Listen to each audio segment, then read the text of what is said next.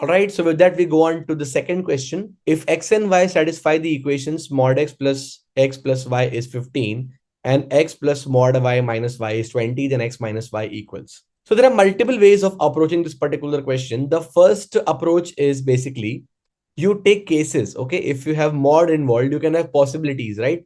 We focus on the first equation right now. It says mod x plus y is 15. So we take two possibilities here when x is greater than 0 and when x is less than 0. If x is greater than 0, mod x will be equal to x only. So the equation will become x plus y is 15 or 2x plus y is equal to 15. Whereas if x was less than 0, mod x would be equal to minus of x. So minus of x plus x would cancel out and simply give you y is equal to 15. So the first equation gives you two possibilities. 2x plus y is 15 when x is positive and y is 15 when x is negative. Okay. Similarly, we'll have to take two possibilities for the second equation also, guys. The first case is when y is greater than 0. When y is greater than 0, obviously mod y will be equal to y. So in this case, I will have x plus y minus y equals to 20. Plus y minus y cancels. I will simply get x equals 20.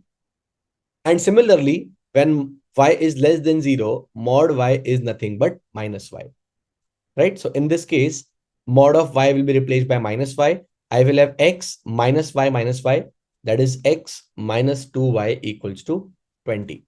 Now, two cases here and two cases here. 2 into 2, I have a total of 4 possibilities, right? The first possibility is by combining these two, x is greater than 0 and y is greater than 0. In that case, we have 2x plus y equals to 15 and we also have x equals to 20. So we'll substitute x equals 20 in the first equation.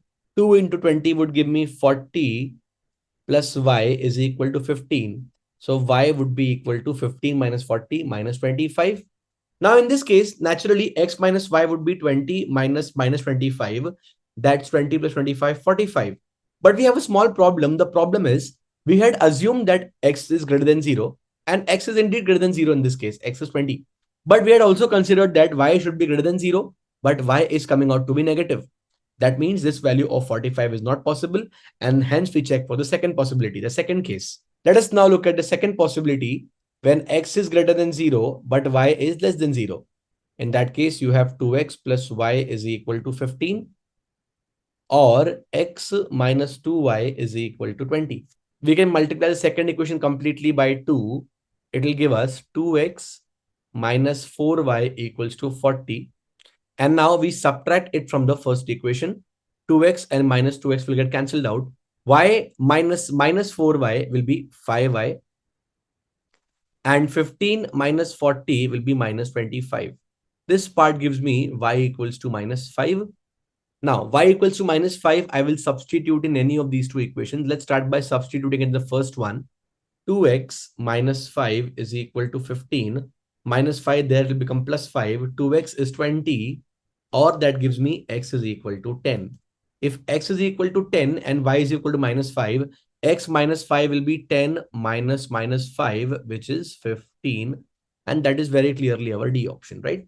We can stop here, but if you want to check, you can find out, you can take the other possibilities also, like y is equal to 15 and y is equal to 20. So let's look at the other approach of solving the given question, guys. They've said that x and y satisfy both the equations. So we can draw the graphs of these two equations and find their point of intersection to get the value of x and y, and then we can answer the question. So I am not very sure how will this turn out in the exact exam setting.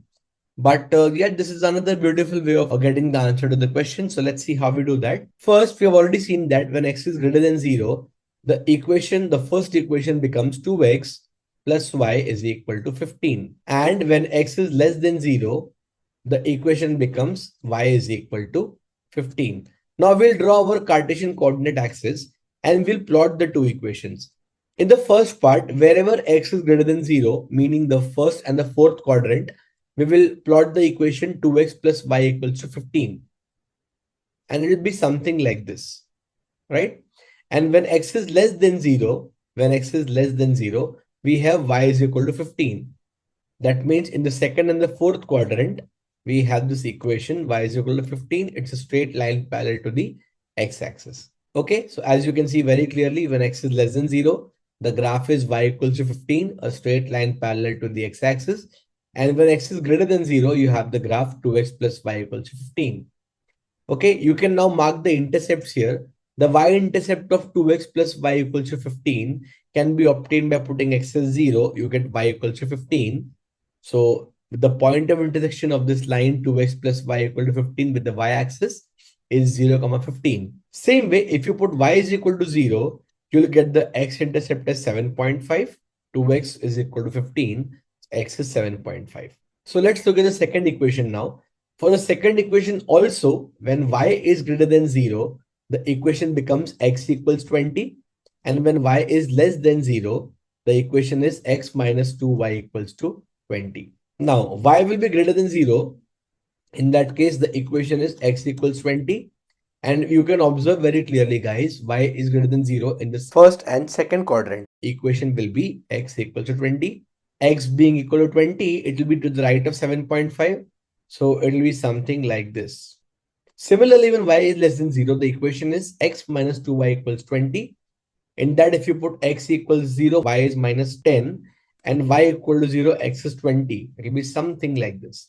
Again, we can write the intercepts, minus 10 and 20 here. Now, you can very clearly observe that the intersection of these two graphs happens in the fourth quadrant, right? And in the fourth quadrant, very clearly, we know that x is greater than 0 while y is less than 0.